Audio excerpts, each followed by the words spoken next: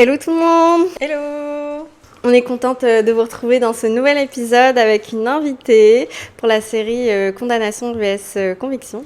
C'est ça, puis cet été, on avait vraiment à cœur d'inviter des personnes pour témoigner sur le podcast, surtout sur des thèmes qui nous tiennent vraiment à cœur. Ça peut être des thèmes comme la comparaison, la performance, la dépendance affective, les addictions. Puis aujourd'hui, on a vraiment très hâte de vous présenter l'invitée qui est avec nous aujourd'hui. Donc on espère que ça va vous édifier et on accueille Sarah aujourd'hui. Oui, salut! Hello Sarah, est-ce que tu peux te présenter un peu qui tu es, qu'est-ce que tu fais Oui, ben moi c'est Sarah, j'ai 22 ans, puis je travaille en communication à La Chapelle, qui est mon église. Puis oui, c'est ça. Merci pour ta petite présentation. Et on est vraiment heureuse de t'accueillir aujourd'hui justement sur cet épisode. Puis merci encore pour ta vulnérabilité. On sait que c'est pas évident aussi de témoigner sur la caméra aussi. Donc on est vraiment hyper contente de t'accueillir aujourd'hui. Oui, merci pour l'invitation, puis je suis vraiment contente qu'on puisse avoir cette discussion-là. Ouais. Est-ce que tu pourrais nous dire, Sarah, dans tous les sujets qu'on a pu évoquer, pour toi, qu'est-ce qui t'avait touché le plus?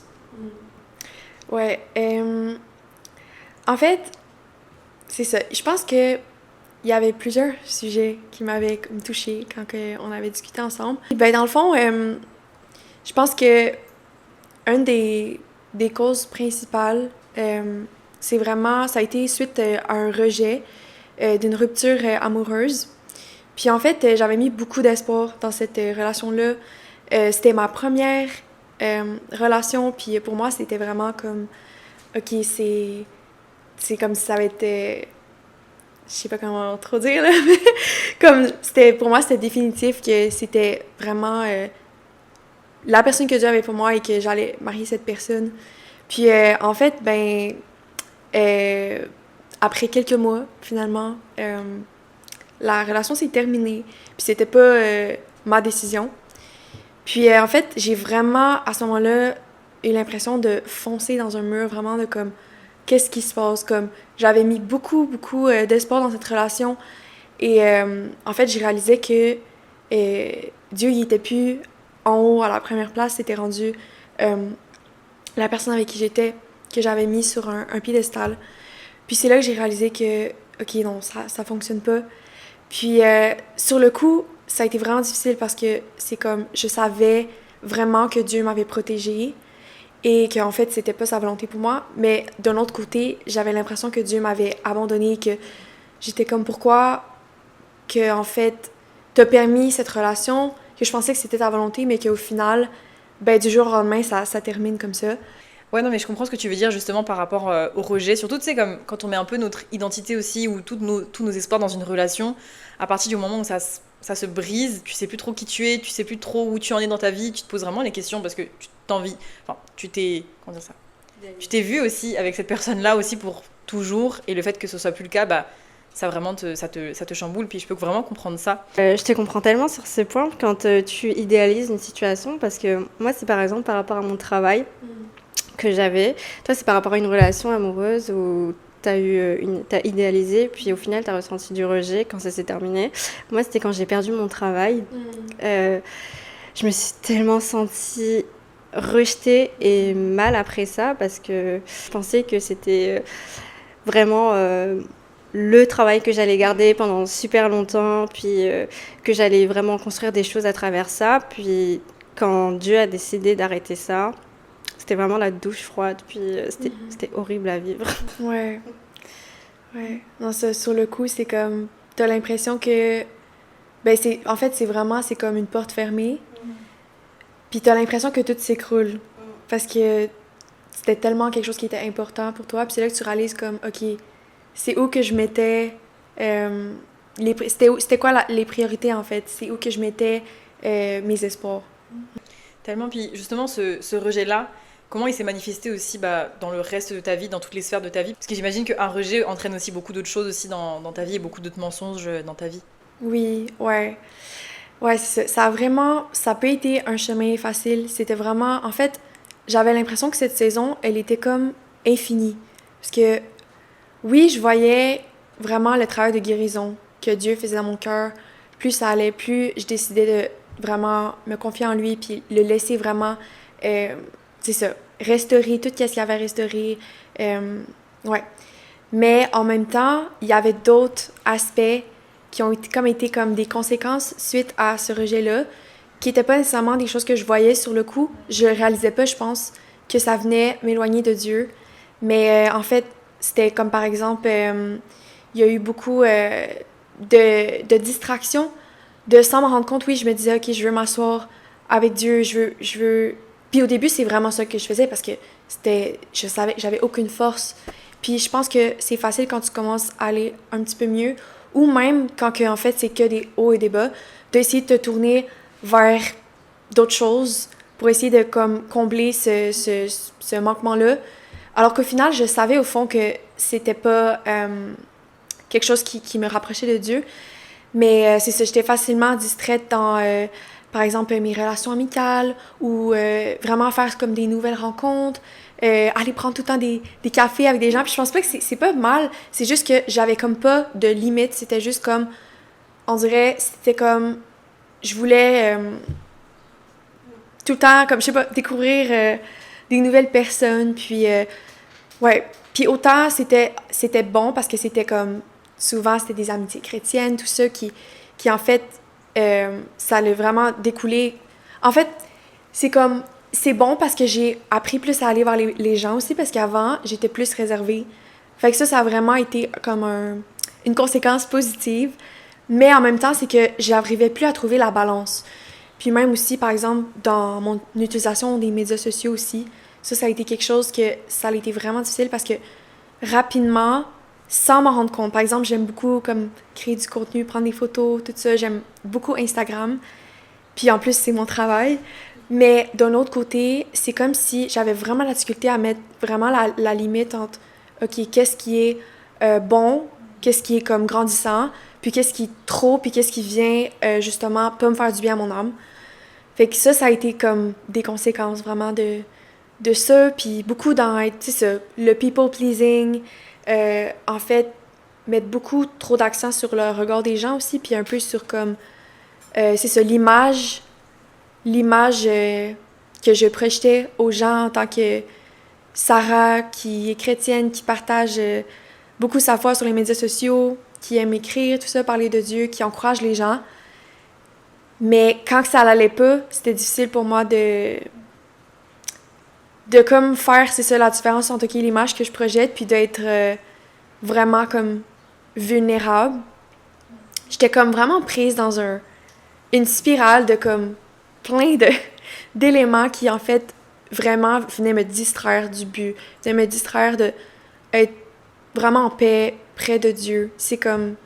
Ouais, c'est ça que je dirais. C'est vrai, puis j'ai l'impression que justement, tu sais, quand tu parles du fait que ce rejet-là a entraîné plein d'autres choses, ça a entraîné aussi beaucoup de people pleasing, puis c'est aussi peut-être le fait que quand on vit un rejet, et moi je te comprends vraiment, parce que quand je vis un rejet, je fais tout pour compenser ce rejet-là, pour me dire « Ah non, je suis assez », et puis tu rajoutes, et des fois c'est des distractions en fait qu'on se rajoute, parce que t'ajoutes une pile, une autre pile, et t'arrives plus à dire non au final, puis ça devient un peu qui tu es finalement, puis t'es coincé dedans. Mais je te comprends tellement dans le sens où moi aussi, il y a des périodes où j'arrivais plus à dire non, puis je disais oui à tout.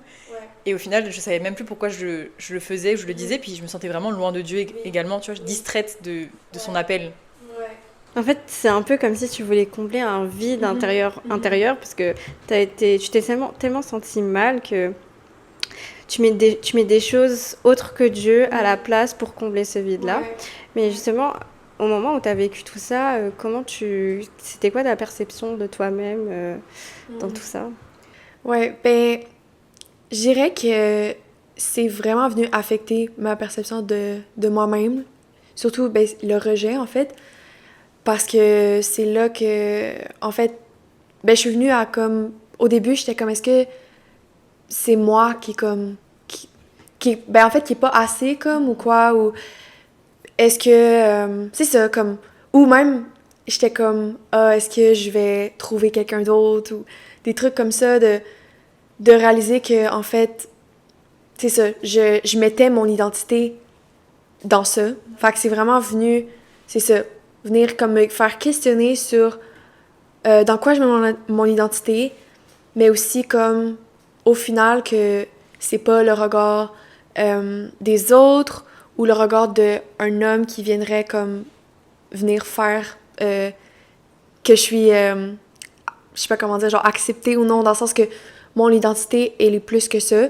Puis c'est comme, au final, je le savais au fond, mais j'avais tellement comme de mensonges. C'était vraiment comme, justement, l'ennemi, il sait c'est quoi nos faiblesses, c'est quoi qui vient nous chercher, tout ça. Donc, c'était l'occasion de vraiment venir comme combattre avec la vérité. Mais je dirais que c'était vraiment difficile parce que c'était comme, ça semblait un peu comme un cercle vicieux de comme, ok, je revenais à la vérité et tout, puis après ça, facilement, je retombais dans, justement, mettre mon identité dans les autres, dans le regard d'autrui et pas en Dieu. Et c'était comment ta relation justement avec Dieu à ce moment-là? Est-ce que c'était, comme tu disais, est-ce qu'il y avait des moments où ça allait, des moments où ça allait moins? Ou comment tu gérais ça au quotidien? Je dirais que au début, comme pas longtemps après que j'ai vécu le rejet, au départ, les premiers jours, je me sentais tellement loin de Dieu. Et après, je me suis jamais sentie comme aussi près de Dieu, de souffrir autant. C'est fou, là, je le comprenais comment c'est dans la peine, autant comme au début, tu sens que Dieu est loin, mais quand que vraiment c'est comme tu vas plus profond dans cette, genre, expérimenter la souffrance, dans laisser, en fait, Dieu venir s'asseoir avec toi par terre en larmes et tout, de vraiment venir accueillir Dieu dans cette souffrance-là. C'est ça qui a fait que j'ai compris que vraiment, il était tout le temps là avec nous. Puis ça, vraiment, c'est que ça, pendant comme plusieurs mois, c'est comme je me sentais plus près de Dieu que jamais.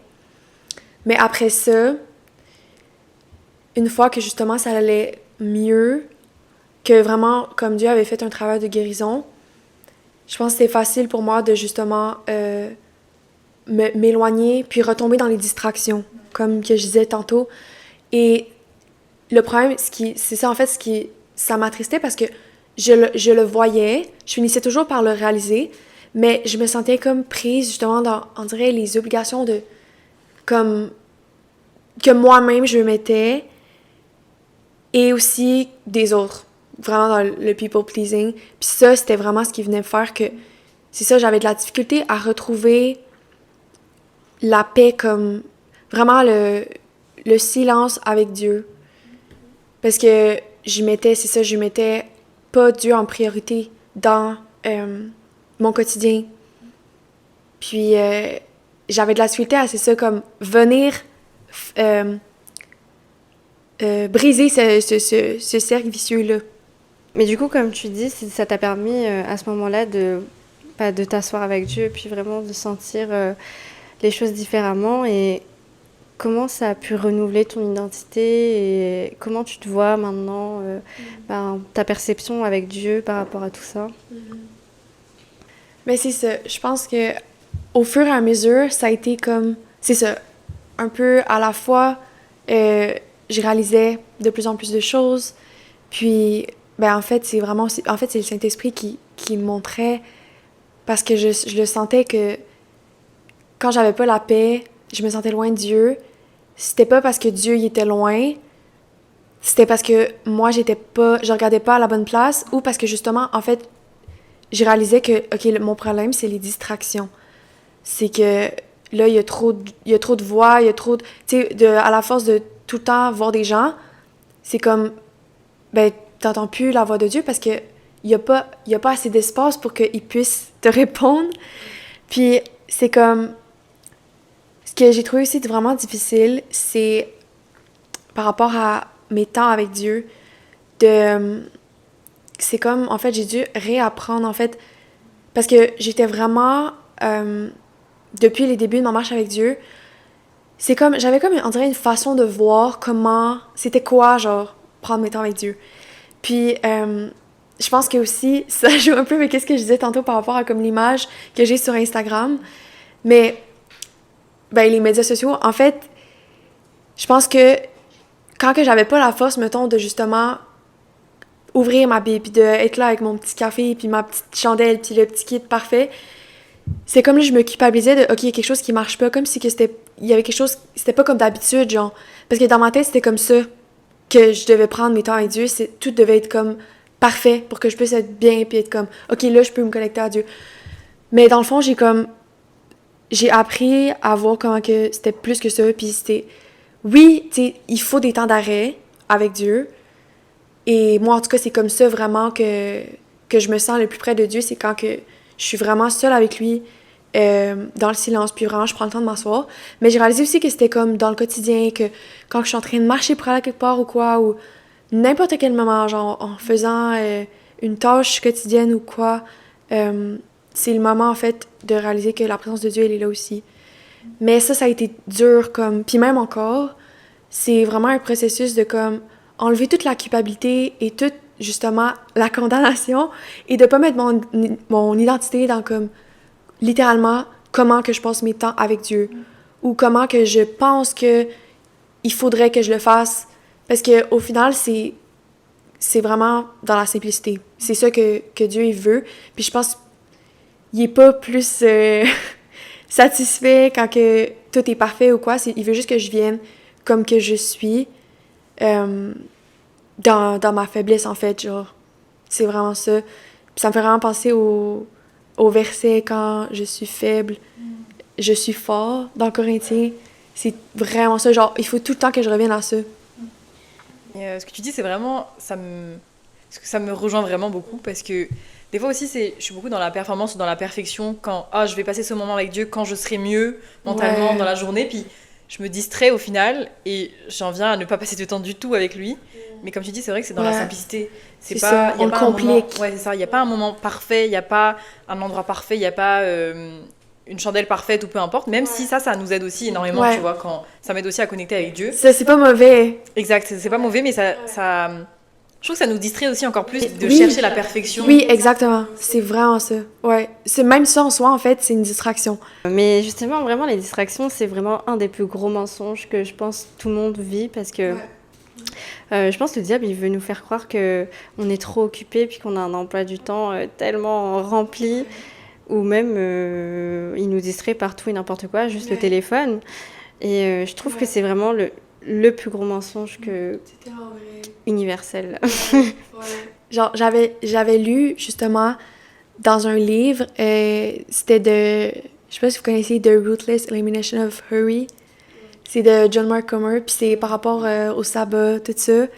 Puis, en fait, à un moment dans le livre, il dit que, justement, une des tactiques de l'ennemi, la plus grande, en fait, c'est la distraction puis la busyness. Puis quand j'avais lu ça, j'étais comme... Mais ça fait comme quelques temps que j'ai lu, mais c'était un peu dans les débuts que je commençais un peu à réaliser que j'étais dans le surmenage puis tout ça. Puis, ouais, mais c'est ça, c'est fou en plus parce que je lisais tellement de trucs sur le sabbat, comme j'écoutais des podcasts sur le sabbat, plein de choses, puis j'avais tellement de la difficulté à l'appliquer. Puis je savais que comme j'en avais tellement besoin, puis c'est ça, c'est comme, ce que je trouvais difficile vraiment, c'est quand j'ai réalisé que, comme, parce que je pense vraiment que, comme une des missions que Dieu m'a données, c'est vraiment comme d'encourager les gens. Vraiment, c'est ça, d'encourager les gens. Puis c'est ça que je fais au travers de Expression of Hope, ma page d'écriture. Puis ce que j'ai trouvé difficile, c'est ça, c'est que quand que moi, j'étais au plus bas, c'est comme je voulais continuer d'encourager les gens, mais au final, j'aurais pu m'enlever la pression de juste comme, OK, c'est correct si je prends un moment de recul. Puis dans le sens que je pense que je me mettais une pression de continuer à comme produire du contenu, de continuer à encourager les gens. Puis c'est vrai, la majorité du temps, en fait, quand que je mets quelque chose, c'est parce que c'est quelque chose que je vis, genre je me parle à moi-même, je m'encourage moi-même. Mais je pense que aussi, ce qui est une bonne chose, que comme, tu sais, Dieu m'avait placé sur le cœur de faire ça, ce compte-là et tout, ça aussi, ça a pu devenir une distraction. Puis c'est ça, comme, de vouloir trop être dans la performance. J'avais peur de décevoir les gens, en fait, de décevoir comme l'image que je réalisais en fait avec du recul que je projetais sans le vouloir justement de comme Sarah qui est proche de Dieu, qui fait ses petits quiet time avec son petit matcha et tout. Puis oui, OK, c'est vrai comme c'est moi comme j'aime ça, mais en fait, j'ai réalisé que ça, c'était superflu. Je te comprends tellement parce que moi aussi, ça m'est déjà arrivé que pendant un moment, ma relation avec Dieu, c'est comme ça, elle était un peu superficielle. C'est comme si tu donnais une image de toi vraiment spirituelle, puis quand t'étais pas cette personne-là, c'est comme si tu voulais pas décevoir les gens, comme je disais, puis tu veux garder cette image-là et tu te forces à faire des choses que tu veux même pas faire. Et au final, tout ce que tu es en train de faire, c'est un peu superficiel, c'est à la surface. On va à l'encontre de ce que notre cœur veut réellement, quoi. C'est vraiment ça, ouais. Et justement, quand tu parlais de remettre Dieu à la place qu'il mérite, qu'est-ce que ça a changé justement dans les sphères de ta vie et par rapport au people pleasing que tu vivais? Je dirais, ça a vraiment été un processus, puis même encore, ce l'est. Mais en premier, c'est ça, ça a été de faire de l'espace pour entendre la voix de Dieu. On dirait que j'ai compris que, parce que je le compliquais trop, genre, dans le sens que je voulais trop trouver les solutions, ou comme... Mais au final, c'était juste comme, OK, j'ai besoin de venir m'asseoir avec Dieu, puis de juste venir lui demander de me donner la force de faire des bons choix, me donner la sagesse, puis de pas être trop dur aussi, que ce soit comme radical, puis que comme du jour au lendemain, là, j'arrive à dire non et tout ça. Fait que ça a été comme vraiment tranquillement, mais quand j'ai commencé une fois à dire non, puis après ça une autre fois, j'étais comme, c'est fou comment que je me sens libre quand que je dis non, puis que je me suis respectée, puis je le savais au fond que j'avais pas la paix de dire oui, et que j'ai pas dit oui juste parce que je voulais pas décevoir la personne, parce que je voulais pas manquer quelque chose ou quoi que ce soit. Donc ça a vraiment parti de là. Puis après ça, c'est à chaque fois, de pas écouter le mensonge de OK, est-ce que c'est ça, je vais passer à côté de quoi, ou est-ce que je vais décevoir la personne? Mais vraiment de me dire, OK, c'est quoi que Dieu a pour moi, puis est-ce que cette chose-là, ça va venir comme m'éloigner de Dieu? Parce que peut-être ça peut être une bonne chose, mais en ce moment, par exemple, si je le sais que, OK, là, j'ai besoin de me reposer ce soir, ben il faut que je priorise de me reposer, parce qu'après ça, quand je suis tout le temps dans l'action, je me sens loin de Dieu. Je me sens toute pêle-mêle, toute distraite. Puis c'est pas ça que Jésus veut pour moi. Puis ça m'a pris du temps à le comprendre, mais on dirait... ma voix.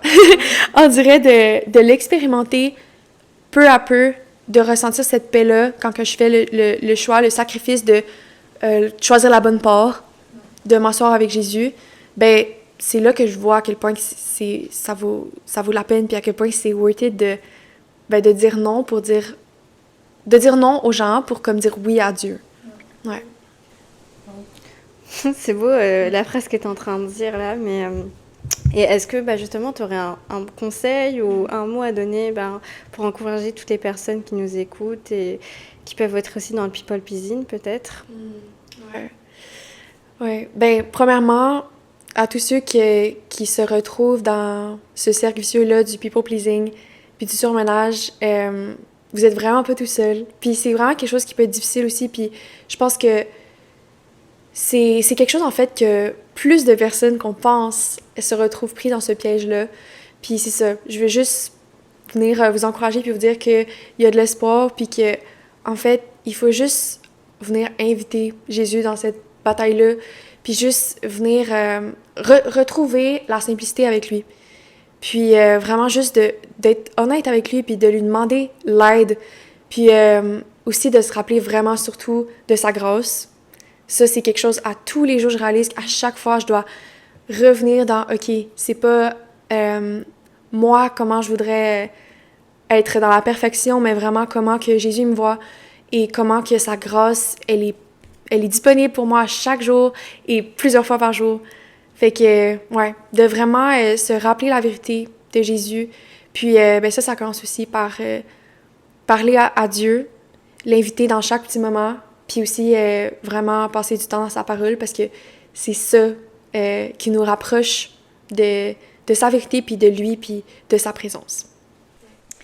Merci pour ces beaux mots, c'est vraiment encourageant, puis c'est vraiment une bonne piqûre de rappel, finalement, que Dieu est bon, Dieu est là, puis... Ouais, il nous abandonne pas. C'est ça. Ouais. Exactement, merci pour ton témoignage. et ta vulnérabilité parce que ça nous touche et ça nous édifie nous aussi. Et bah, merci à vous de nous écouter aussi. On espère que ça vous a édifié et on se retrouve dans un prochain épisode.